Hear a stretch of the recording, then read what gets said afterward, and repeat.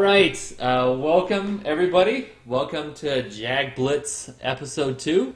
I'm your host here with the wonderful VMC Wale. Hey, what's up, guys? We're bringing the Duval to the internet, so That's right. welcome to anybody that's watching us, and we will be hopefully this time, because I fixed it, we'll be able to go through and have us archived. So if you miss us this time, this evening, we'll be able to be on the wonderful YouTubes.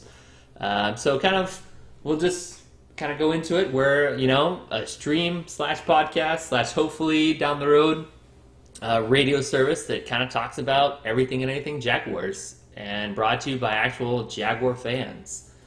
So kind of how's your week been, Wale? How's it going? It's been a long but a pretty productive week, I'll be honest with you. Work has been great. I got an unexpected bonus. We had a company happy hour today, so it's been a good week so far. I want to see how the rest of the week ends. Okay. No, I'm kind of right there with you. I mean, week has been a little bit different, a little bit transition. The company I work for got bought out by Home Depot a little bit ago, so there's a little uneasiness there, but such is life. So, but no, I'm actually kind of curious and excited to kind of get into a little bit of meat and potatoes, everything that we kind of go about. So we're going to go over a couple topics today. So we're going to go over training camp, kind of our feel, kind of what impressed us, disappoints, if you can kind of have disappoints, it's training camp. And we'll go over Ace Sanders and Justin Blackmon and wide receivers. It's a very touchy topic with the Jaguars, and we'll go over some comments that Gus Bradley made. So I'll start out, what's your feel with training camp so far?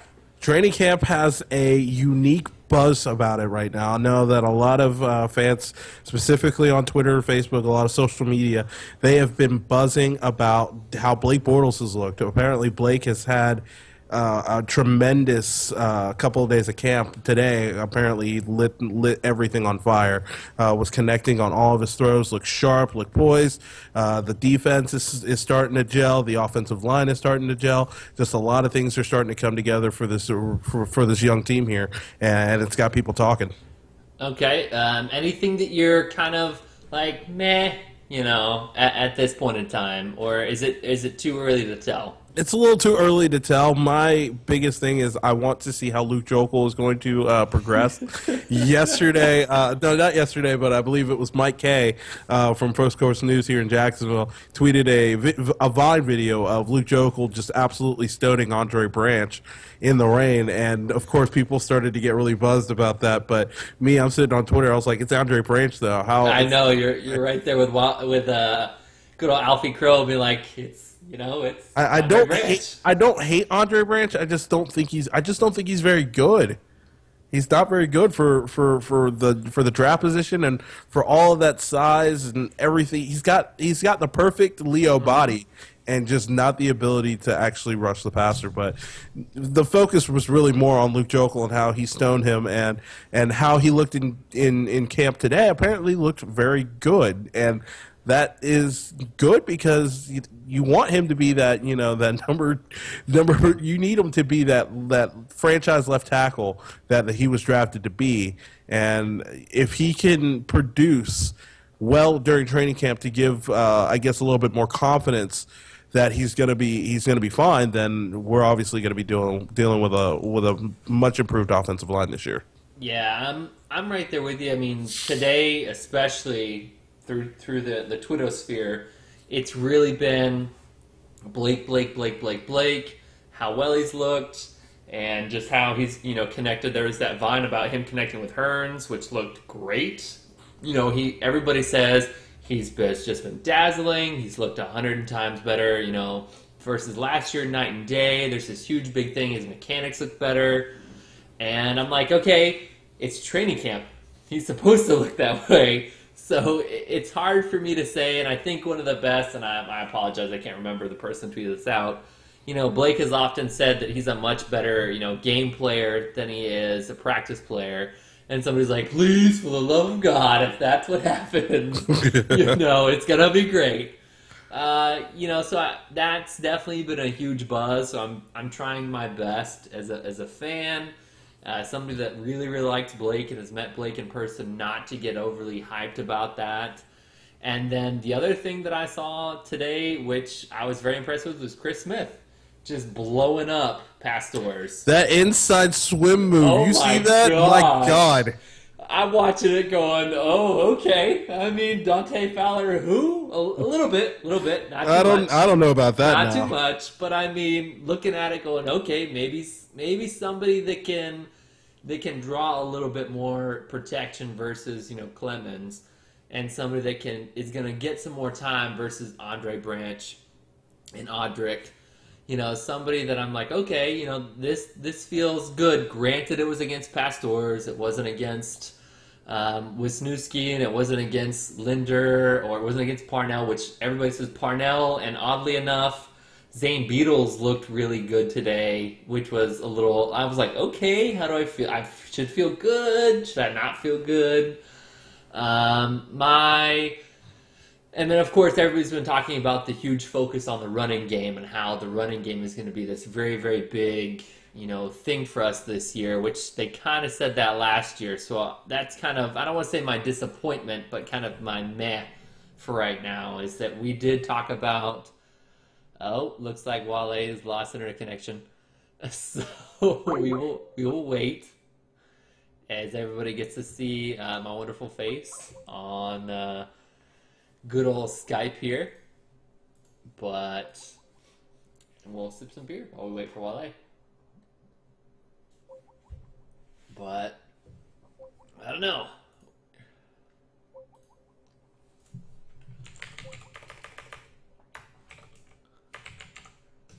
Oh.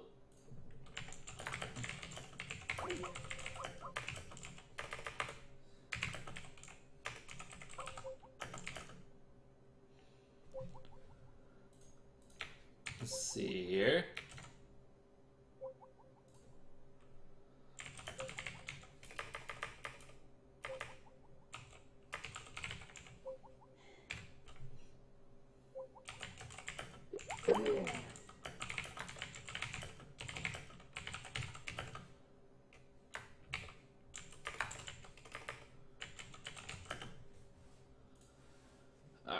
As we wait for Wale. Oh, that's not good. Here we go. Get it back going here. Get it back going.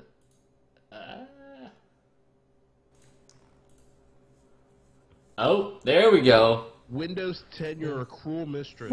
I fucking hate you. That's why I have not downloaded Windows 10 yet.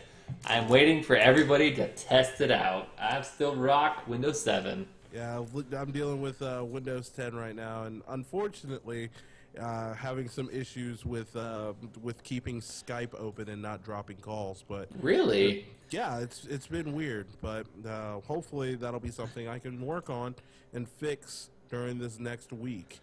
It's stupid. You know what? I'm just gonna hardwire this machine. Maybe it's a wireless situation. I have no idea. That's what I do. My nerdism requires me to hardwire the house that my wife and I are in. I'm actually in the smaller office because that's where the internet is, so I can be hardwired versus the bigger office. Granted, my wife has a bunch of craft stuff, so she needs it. But anyway, we'll go back. So yeah, kind of my meh is our running game. We talked about it. It was a big talk up last year, so I'll be a lot more interested to see that production on the field versus our defense, which was our strength last year. That's great. And then, of course, Bortles. You expect Bortles to look good in training camp. If he wasn't looking good in training camp, that would be more of a concern. So we will go through, and I don't know. I mean, do you feel any differently? I don't think the running back situation's that bad just yet because we don't really know exactly what's going to come of it. We won't know anything until they either scrimmage with the scrimmage starting on Saturday, or until they actually get into preseason games. But as of right now, I mean, I can understand why you'd be a little meh about it, but it's not that big of a deal. No. I'm not saying that it's bad. Not at all. I love Yeldon to be good. Don't get me wrong. TJ Hilton, please. I watch your highlight videos on YouTube, I don't know, 20, 30 times. especially the highlight video where you dove into the end zone. Please be good. But I heard this about Toby Gerhart last year and how he has plenty of tread on the tire and all that other good stuff because he backed up Adrian Peterson. And then you came here and got a toe injury and we're like, oh my goodness. I screamed every single time in the game, why are they giving you the ball? Why are they giving you the ball? I screamed when they were sending him out on sweeps. Yeah. Like, why are you doing this? Why? This doesn't make any sense. But he got better towards the end of the year.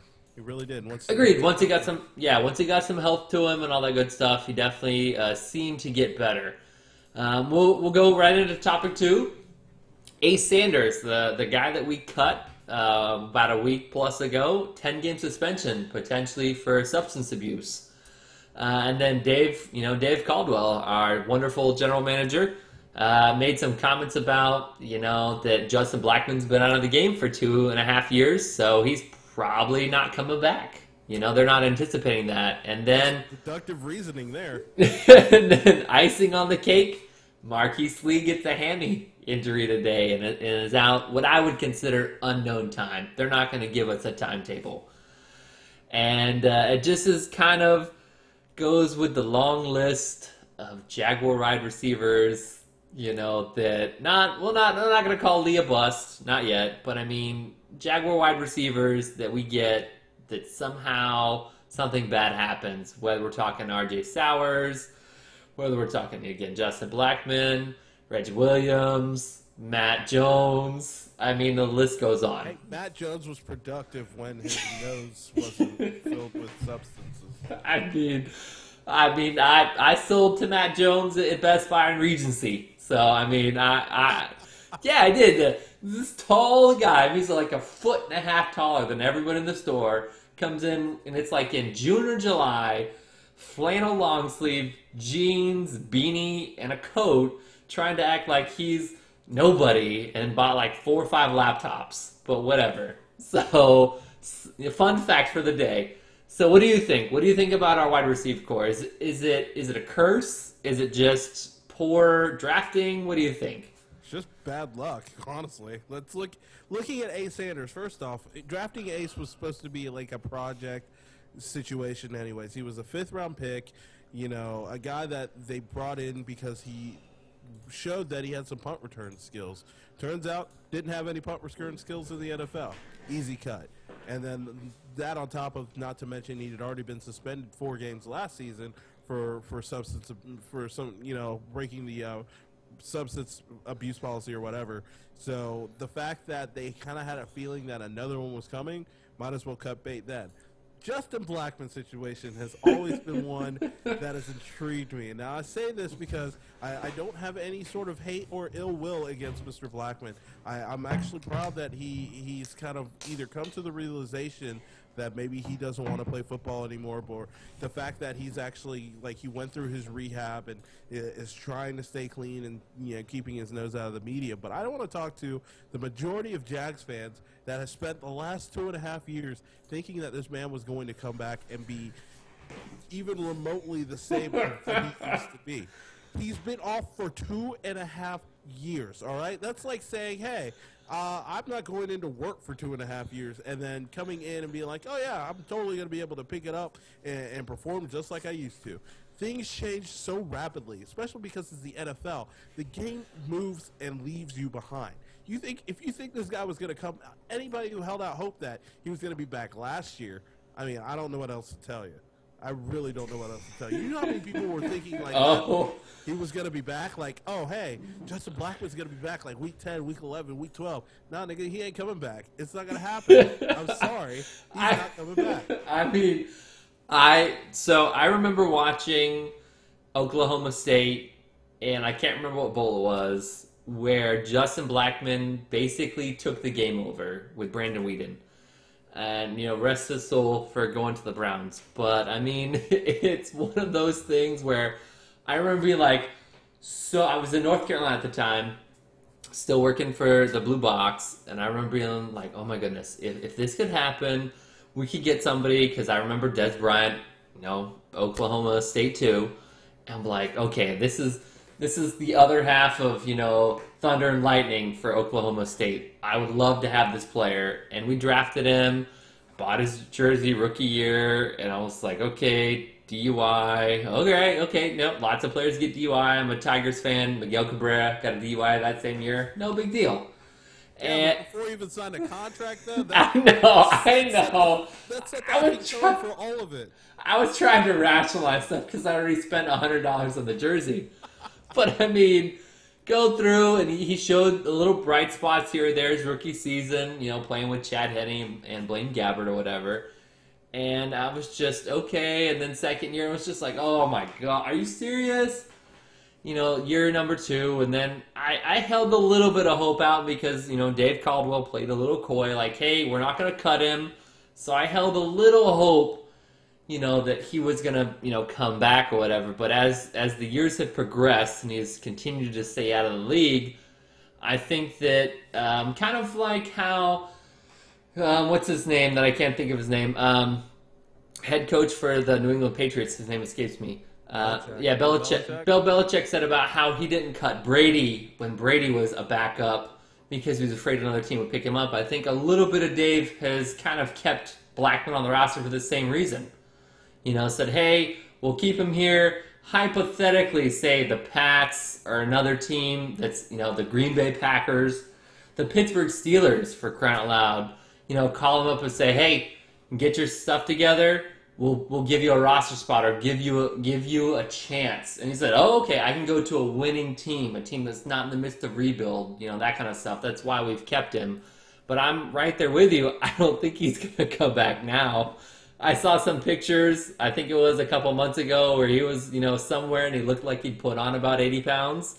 So I don't think he's coming back. And the Facebook comments and the Twitter comments that I've seen of people were like, well, it could just be just like Michael Vick. Michael Vick was out of the league for such and such amount of period of time. I'm like, that's completely different. Completely different situation. First off, Michael Vick was already in the league for like 6 or 7 years before, and no track record of getting in trouble on or off the field during the time until the whole dogfighting thing. So that's one situation. But look, he's a wide receiver who, unfortunately, had all of the talent in the world and couldn't stay out of trouble.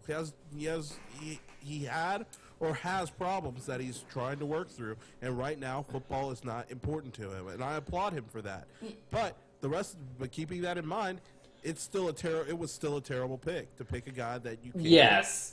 I agree with you, and I think wasn't it the Tampa Bay front office set somebody right there at Oklahoma State at a local bar, and they're like, yeah, hey, this guy goes to the bar every day. And somehow our front office, granted Dave Caldwell and company was not there, Gene Smith and company was there like, we can take a drinker. We can take Tyson Alualu, 10th overall, but, we'll take a drinker. A heavy drinker. Yeah, and not only take him, but trade up to get him. Yeah, that's right. We did trade up. Second round pick that year to trade up to get Justin Blackmon at 5 because at 7 we were afraid he wasn't going to be there. Gene Smith, you dumbass, ruined this team. Yes. Ruined your life, man. I'm right there with you. If there was anybody I could replace in the history of the team, it wouldn't be Jack Del Rio. It would be Gene Smith. And I think Del Rio was dealt a raw hand, but we'll talk about that another time. It was just one of those things. If I could replace anybody, it would definitely be Gene Smith, because then we wouldn't have to hear about how he picked Blaine Gabbert over J.J. Watt. We wouldn't have to hear about Brian Anger over Russell Wilson. We wouldn't have to hear about Brian Anger in the 3rd effing round. Are you serious? Yep. Still mad. Still wouldn't have to deal with that. Wouldn't have to hear about taking Justin Blackmon, versus whoever else was there at the time period. It's just one of those things, if you're talking about somebody that consistently drafted terribly for a period of time and just had so many misses and so many, not even the draft misses. If we're talking about free agency misses, they were even more so, but...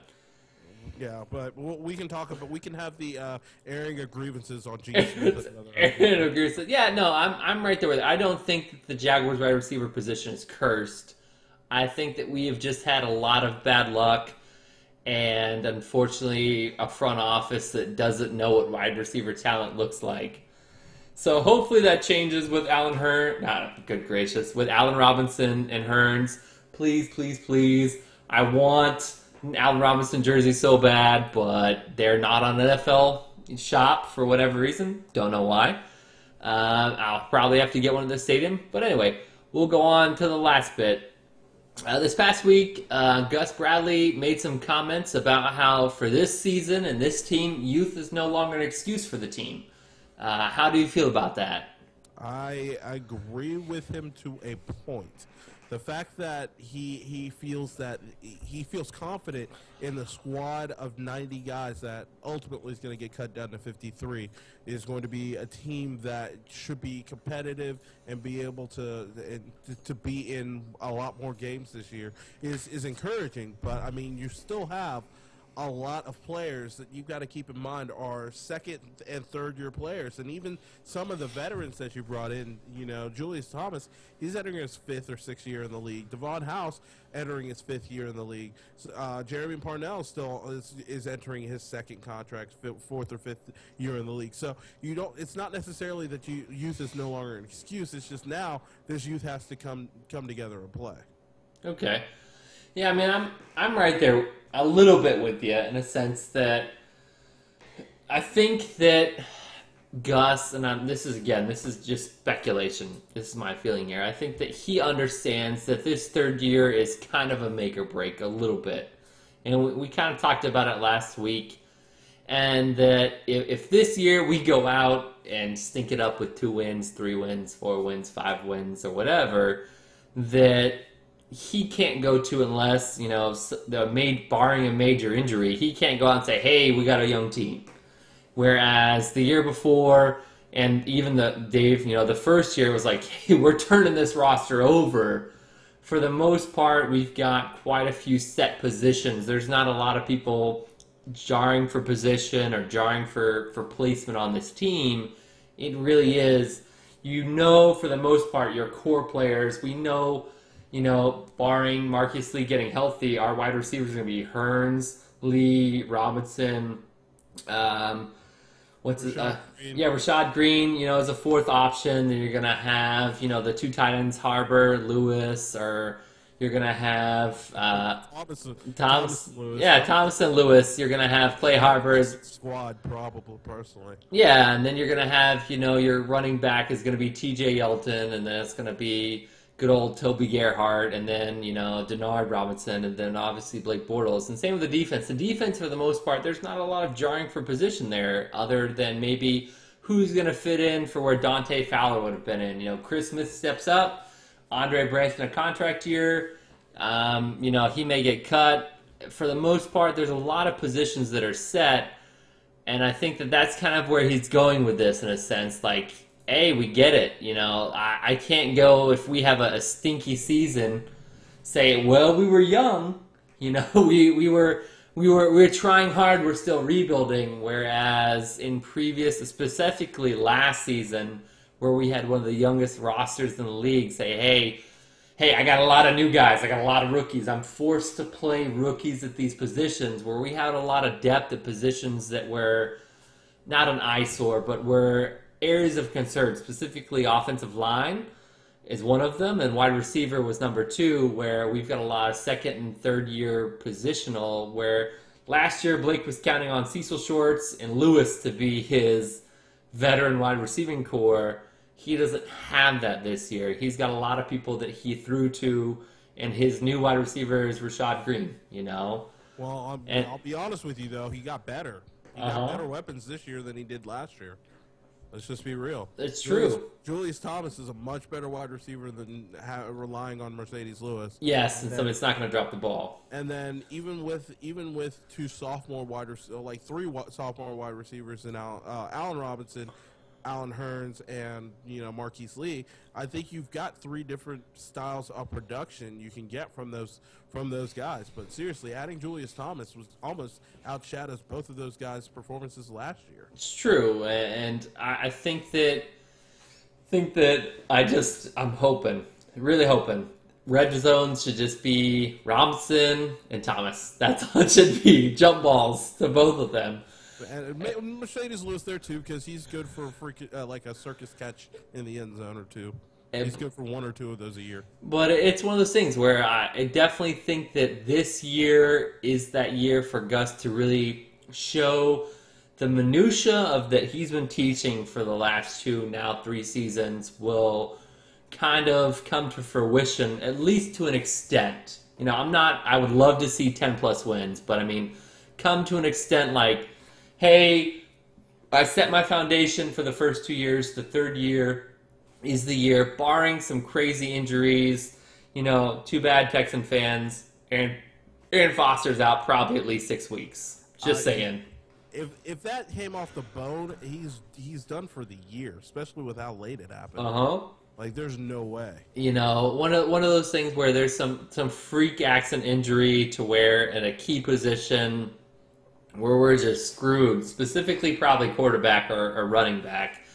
I think that he gets it, and I think that we as fans are not entitled to it, but we would have to have some other, let's say, excuse for another terrible season, let's say less than 5-win season, for us to not just want to just tear up our season tickets or say, screw it, we're done. Listen, I think this way. I think if the team gets 5 wins, but those losses are like 24-21, 28-24, 35-31. Games like that where it's like you're playing all the way through and you're losing by a few points.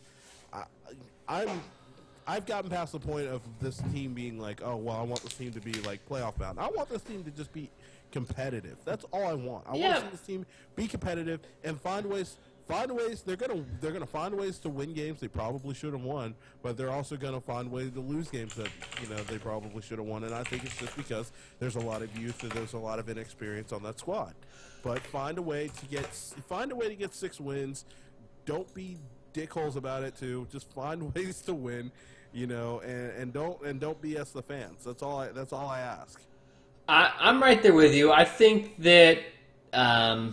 I'll say that's how I felt last year, and there were quite a few games where I felt like we should have won, like Pittsburgh 17-9, Tennessee 16-14, where we lost. I'm naming off losses. Miami 27-13, thought we should have won that game. Cincinnati 33-23. Chance in that game.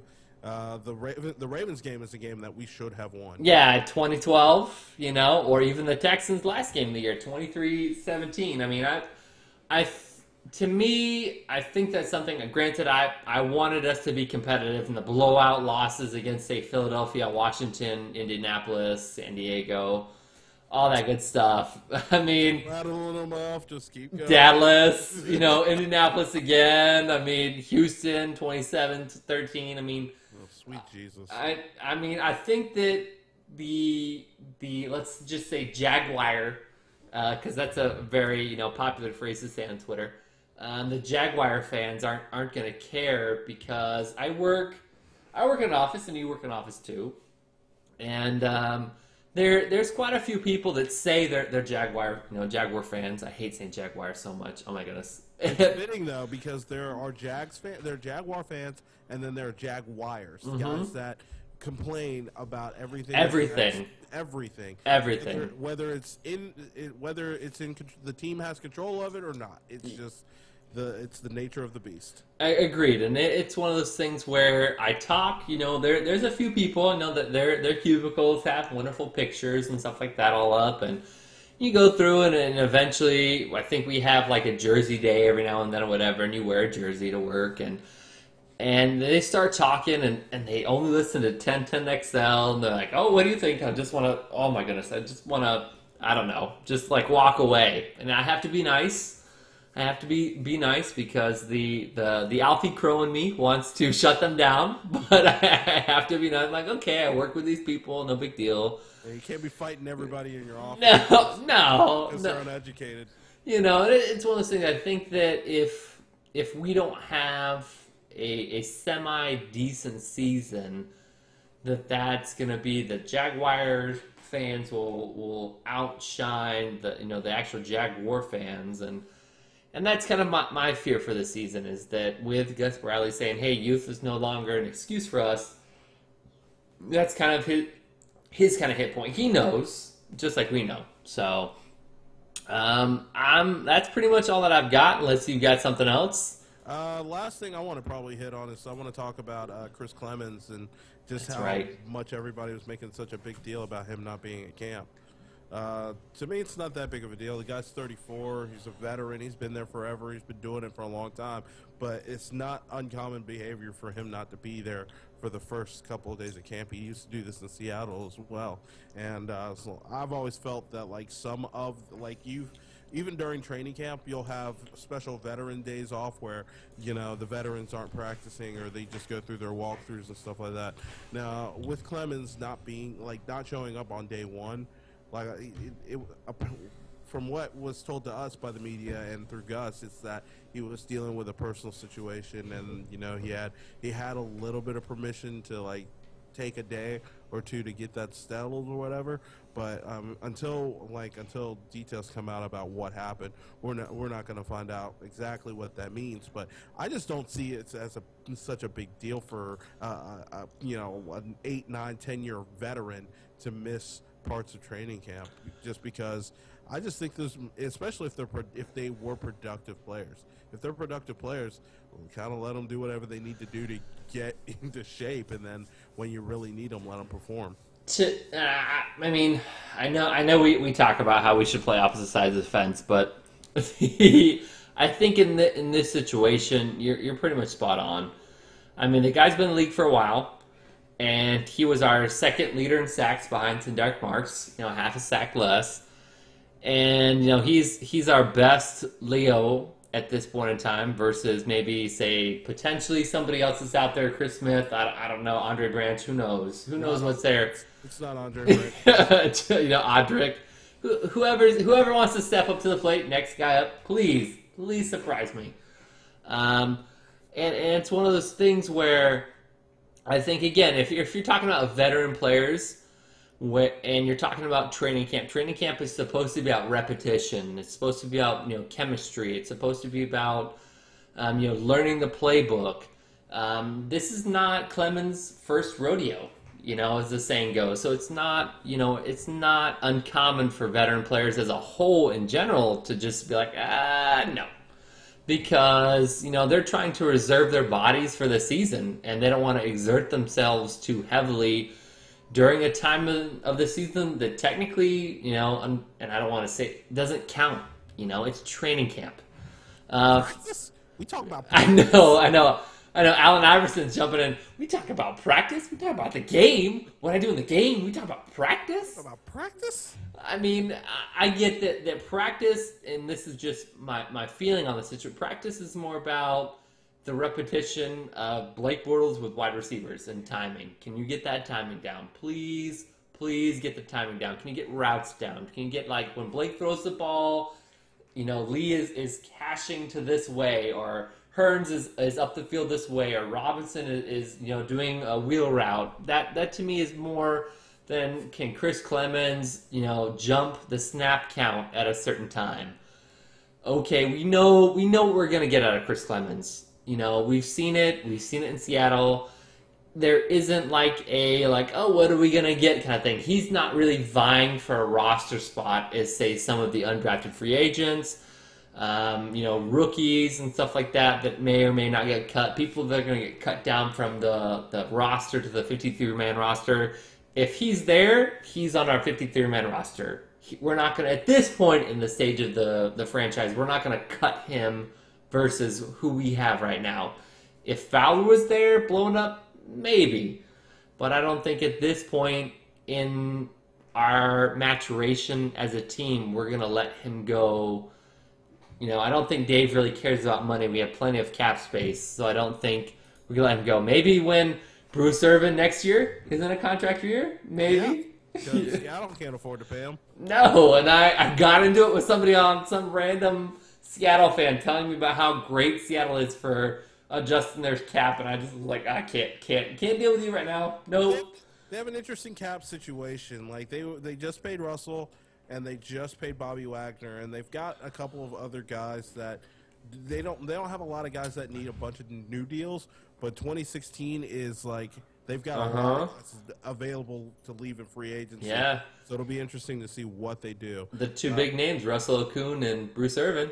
Right, and I think both of them probably will walk. I know that I would much rather have Russell Okung. Oh my gosh, please. Well, I would rather have Bruce Irvin on the Jaguars specifically, have Bruce Irvin on the Jags versus Russell Okung. But they've got to find. I don't know how they're going to be able to pay those guys because both of them are going to want long-term extensions, and you're not going to have the cap space to be able to do it. You mean to tell me you'd rather have Bruce Irvin say this is hypothetical. You'd rather have Bruce Irvin replace, let's say, Andre Branch, and Andre Branch takes a low-end deal, nothing crazy, versus, say, Luke Jokel and Russell Okung? I would much rather draft on the left tackle. Okay. In the third round. Okay. But, I don't, Russell's good. He's an... Here's the thing. Here's something Alfie told me with Luke Jokel. Luke Jokel doesn't have to be great this year. He just has to be okay. Okay. And if he's just okay, then this offense is going to take off. So, I don't think Andre Branch is long for this squad, but okay. I'm just curious. I was just cut him right now because there's nobody else on the roster that could replace him at the moment. But you're right. He is in a contract year. Let's say if he finds a way and he proves me wrong and gets 8, 9, 10 sacks, then obviously. That depth purposes, it makes sense to resign the guy. No, I think we would have enough cap room to sign both. I think that it's just a hypothetical to me. If we're gonna protect Blake's blind side, hypothetical by somebody that's kind of proven to be above par versus a pass rusher, which it seems that Gus, after he's kind of taken a little bit more reins of the defense, has kind of been able to adjust the defense a little bit. There's been times where Andre Branch gets sacked, so I'm like, I don't know. I'm curious to know if it's scheme.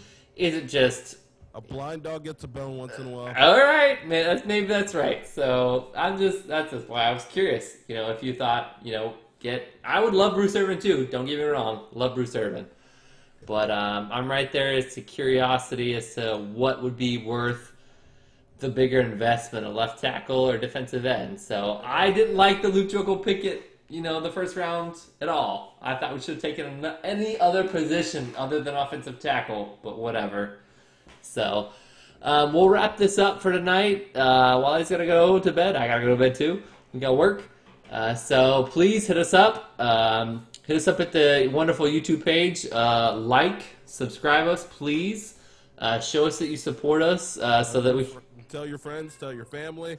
Yeah, do anything to help become another voice or a new voice for here in the city of Jacksonville or anybody that watches and around. My name, Law Boyd. At the MC Wally here. Yeah, and